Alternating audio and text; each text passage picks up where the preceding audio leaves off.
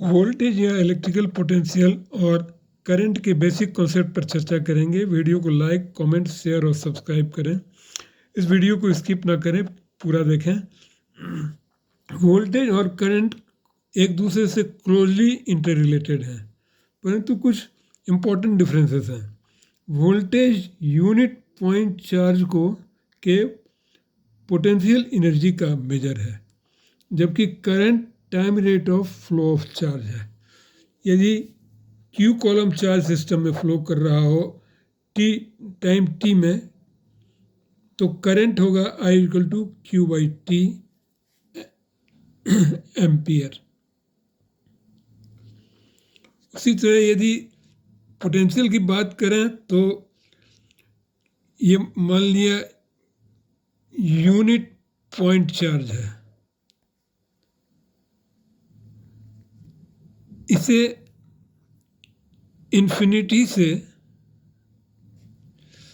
ये positively charge field है, infinity से यहाँ तक लाने में यदि 1 जूल काम होता है तो कहा जाएगा कि 1 वोल्ट इसका वोल्टेज है। यानी कि इसको यदि यहाँ से यहाँ लाने में यदि 1 जूल काम करना पड़े तो ये इसका पोटेंशियल 1 वोल्ट हो जाएगा। तो वोल्टेज और करंट हमने इंटररिलेटेड होने के बावजूद एक दूसरे में डिफरेंसेस है। वोल्टेज पॉइंट चार्ज के एनर्जी का मेजर है, जबकि current time rate of flow of charge है।